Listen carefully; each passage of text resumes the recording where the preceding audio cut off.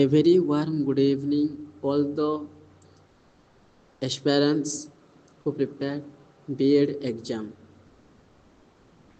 तो ମୁଁ କହିବାକୁ ଚାହିଁବି ଯେ ନିଶ୍ଚିତ ରୂପେ କହିବାକୁ ଚାହିଁବି B.Ed ଏକ ପ୍ରୋଫେସନାଲ୍ କୋର୍ସ ଯାହାକି ଆମକୁ ଜବ୍ ଅପରଚ୍ୟୁନିଟି ବହୁତ ଆମର ବଢ଼େଇ ଦେଇଥାଏ।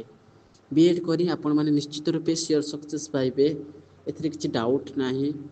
ମୁଁ ମଧ୍ୟ ମୋର +2 +3 ଏସବୁ ଆମର ବାଲେଶ୍ୱରରେ କରିଛି। ତାପରେ ମୁଁ PG କଲି ରେଭେନ୍ସା ୟୁନିଭର୍ସିଟିରେ। ରେଭେନ୍ସା ୟୁନିଭର୍ସିଟି ଯେତେବେଳେ ମୁଁ କରୁଥିଲି ମୋର 2023ରେ ସରିଲା। ତାପରେ ମୁଁ 2024 ଆଉ 25ରେ B.Ed କଲି, ଯେଉଁଟା କଲି କି ମୁଁ ଉତ୍କଳ ୟୁନିଭର୍ସିଟି ଅଣ୍ଡରରେ ଯେଉଁଟା ଆମର ଅଛି ରାଜଧାନୀ କଲେଜ, ସେଇଟା କଲି। ତ B.Ed ପ୍ରିପାରେସନ୍ ମୋର ବହୁତ ସୁନ୍ଦର ଥିଲା। ମୋତେ ମୋର ସାଙ୍ଗମାନେ ବହୁତ ହେଲ୍ପ କରିଛନ୍ତି। ମୁଁ ବିଶେଷ କରିକି ୟୁଟ୍ୟୁବରୁ ପଢ଼ୁଥିଲି, ବିଭିନ୍ନ ସାର୍ମାନଙ୍କ ପାଖରୁ ପଢ଼ୁଥିଲି। ତାପରେ ଆପଣମାନଙ୍କର ପ୍ରିୟ ଚ୍ୟାନେଲ୍ ଯେଉଁଟା ଆମେ ଏବେ କହିପାରିବା ତୁଷାର ସାର୍ ମଧ୍ୟ ବହୁତ ହେଲ୍ପ କରନ୍ତି ପିଲାମାନଙ୍କୁ, ଜାଣିଛନ୍ତି ସାର୍ଙ୍କର ବହୁତ ଭଲ ନଲେଜ। କମ୍ ଏଜ୍ରେ ମଧ୍ୟ ସାର୍ ବହୁତ କିଛି ଜାଣିଛନ୍ତି। ବହୁତ ଜଣେ ଭଲ ଗାଇଡ଼, ଜଣେ ବହୁତ ଗୁଡ୍ ମୋଟିଭେଟର, ଜଣେ ଡିଷ୍ଟିଂଗୁଇଶ୍ ଟିଚର ମୁଁ କହିପାରିବି।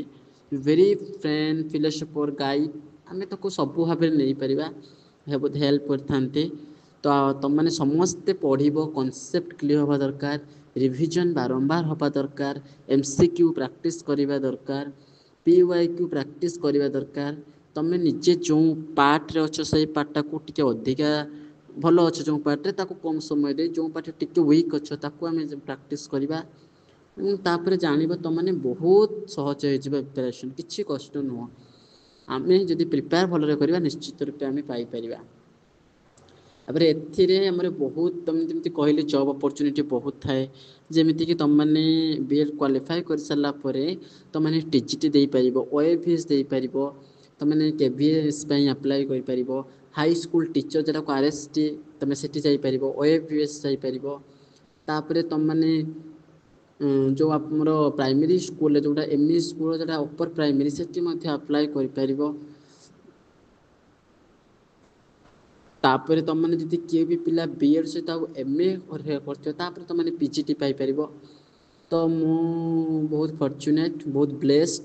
ମୁଁ ବହୁତ ମୋର B.Ed କମ୍ପ୍ଲିଟ୍ କରୁ କରୁ ମୁଁ B.Ed ସରୁ ସରୁ ମୁଁ ମୋର PGT କ୍ଲିୟର ହେଇଗଲା। ମୁଁ ବର୍ତ୍ତମାନ ଆମ ବାଲେଶ୍ୱରର ଏକ କଲେଜରେ PGT ଇନ୍ ଏଜୁକେସନ୍ ଲେକ୍ଚରର ଅଛି। ତ ବହୁତ ଖୁସିର କଥା। ତ ଥ୍ୟାଙ୍କ ୟୁ ଅଲ୍। ମୁଁ ଧନ୍ୟବାଦ ଦେବି ଆମର ଅପଡେଟ୍ ଇନଫର୍ମେଟିଭ୍ ୟୁଟ୍ୟୁବ୍ ଚ୍ୟାନେଲ୍ ତରଫରୁ ଅଜିତ ଭାଇ, ଅପରାଜିତା ଭଉଣୀ, ଲଲିତ ଭାଇଙ୍କୁ, ଯିଏ ତାଙ୍କର ଥଟ୍ B.Ed ଉପରେ ଏତେ ଡିଟେଲ୍ସରେ ବୁଝେଇଥିବାରୁ ଆମର ଭିଉଅର୍ସ ମାନଙ୍କୁ ଆଗାମୀ ଦିନରେ ବହୁତ ୟୁଜଫୁଲ୍ ହେବ। ସୋ ଧନ୍ୟବାଦ ସମସ୍ତଙ୍କୁ। ଭିଡ଼ିଓକୁ ନିଶ୍ଚିତ ଲାଇକ୍ କରନ୍ତୁ, ସେୟାର କରନ୍ତୁ ଆଉ ଚ୍ୟାନେଲକୁ ସବସ୍କ୍ରାଇବ୍ କରନ୍ତୁ। ଏତିକିରେ ରହିଲୁ, ଆଉ ଗୋଟେ ନୂଆ ଭିଡ଼ିଓରେ ଦେଖା ହେବା। ଧନ୍ୟବାଦ।